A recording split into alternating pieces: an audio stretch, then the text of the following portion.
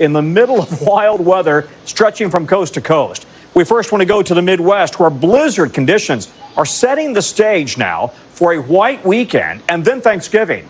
Yesterday was Chicago's snowiest November day in 5 years. I was stuck at O'Hare. 65% of flights there were delayed. And did you see the Cleveland Browns celebrating their win last night over Pittsburgh on the field? A snowball fight broke out. They took full advantage of the weather. Snow is now also piling up in parts of the Northeast following long overdue rain.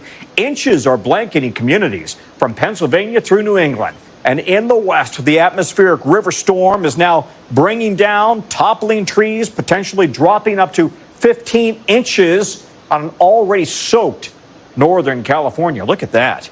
That same storm system left 2 people dead in Washington state this week. Hundreds of thousands are still without power. And take a look at the freezing roads in the Sierra Nevada mountains. A lot of flights in the region canceled because of all of this. Our NBC News team all over it, as you would expect. Meteorologist Bill Karins standing by. Sam Brock is on the ground in Scranton, PA. But we want to first go to Chase Cain. He's in California.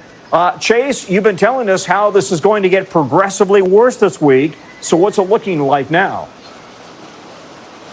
Tom, ironically, the rain has stopped where we are, but that's deceiving because now we have about a half dozen rivers across Northern California, which are like this in a river flood warning. This is the Navarro River in Mendocino County. And in 48 hours, this has risen 25 feet. To give you a sense of it, and you can kind of see the trees over here where the water is, up several feet on these trees. But I mean, just imagine 48 hours ago, this was really just a trickle through here. The Navarro River is flowing this way is west toward the Pacific Ocean, and just a few miles downstream from where we are, this river has overtopped the banks and has flooded California Highway 128. So Caltrans had to completely shut down Highway 128. There are a few other roads in Sonoma and Mendocino counties just north of the San Francisco Bay Area, which are facing similar situations where they've had rivers and streams flood the road, and they've had to close a few roads down. They've had some isolated landslides and rock slides as well. That's part of the reason that Sonoma County, just to our east, several school districts in Sonoma canceled classes today. They didn't want students and school buses out on these roads. They also had a few trees down overnight.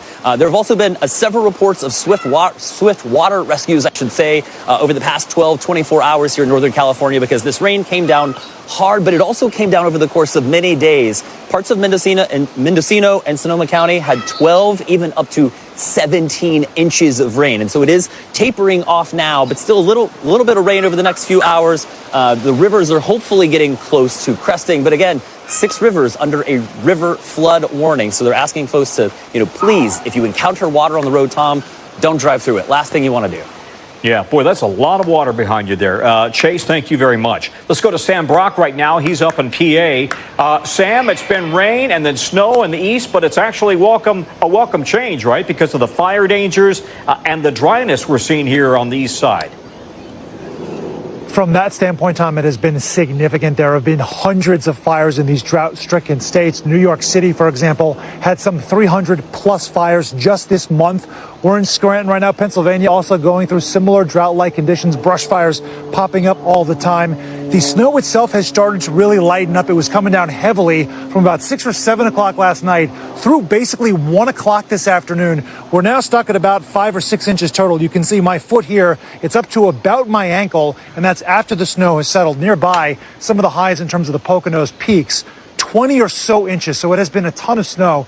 It is beautiful to look at and incredibly dangerous. And we got a reminder of that earlier today as there's been developing news about a confirmed fatality. A 36-year-old man in Monroe County, Pennsylvania, who was just driving his car, spun out on the snow, went into the opposite lane of traffic and hit someone in a box truck. And that 36-year-old man died. It's really a reminder of why law enforcement is so adamant about people being careful when they're driving in these kinds of conditions. Also, Tom, just the power outages have been significant. 110,000 customers just in Pennsylvania still with no power. You look over my shoulder right now, you see this tree that's been pulled down into the middle of the street just from the weight of the snow. Beyond that, there are power lines that are caked in ice and snow that are just sort of drooped in the middle of the road, or I should say hanging, suspended over the road. So it, again, reminds you why this can be so problematic and such a big deal for people that are worried about, say, their livelihood, getting their electricity if they're older or disabled. That is the case with one woman I found today, Maria Rosado, who does deal with disabilities. She talked about how this totally blindsided her in terms of the amount of the snowfall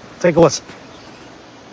I was contemplating yesterday whether I should just salt or not, but it was all rain, and that's what they were predicting. So I'm like, no, I'm not going to salt. I wasn't expecting this at all. So here's the update for folks who are waiting right now to find out when they're going to get their power back. We just talked to PPL. That's the largest provider for this part of Pennsylvania. They say 24 hours, best case scenario, and Saturday, worst case scenario, Sunday, 48 hours. But they have extra teams out there right now working 16-hour shifts. Yeah, I know, especially when the temperature's in the 30s, right? But they're working as hard as they can right now to resolve that. Yeah. Well, if they lost power, hopefully they're streaming you and watching you on their cell phones. Sam, thank you very much. Let's get to NBC's Bill Karins right now. Bill, what can people expect weather-wise heading into what is really going to end up being one of the busiest travel weeks of the entire year going into Thanksgiving?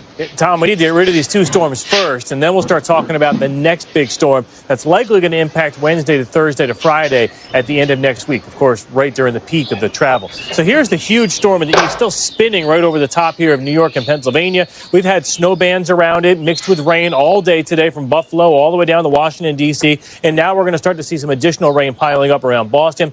The highest total I've seen, 20 inches in High Point, New Jersey, highest spot in the state. A couple spots in the Poconos were around 17, and the Catskills with a report of 117 inches total. If you watched that football game last night, Wickliffe is not that far away from downtown Cleveland. They had 8 inches of snow. A lot of our big cities, this was an elevation event. The lower valleys didn't get as much, but in D.C., we did see our first flakes officially at the airport. Now, as far as the west goes, we're starting to get rid of this last storm. The effects in the northwest are over, but we still have torrential rain. It's not going to be a fun rush hour. We have flash flood warnings in effect for the north portion of the bay here. It is just downpour right now in San Francisco. Santa Rosa, this area has had tremendous amount of flooding, and it looks like we have about another hour or two to go before that rainfall stops. So additional rain, another 1 to 2 inches. The highest total of rain I've seen was heading now towards 16 inches. That's like an incredible amount of rain in only 3 days. So now let's talk travel. As we head into Sunday,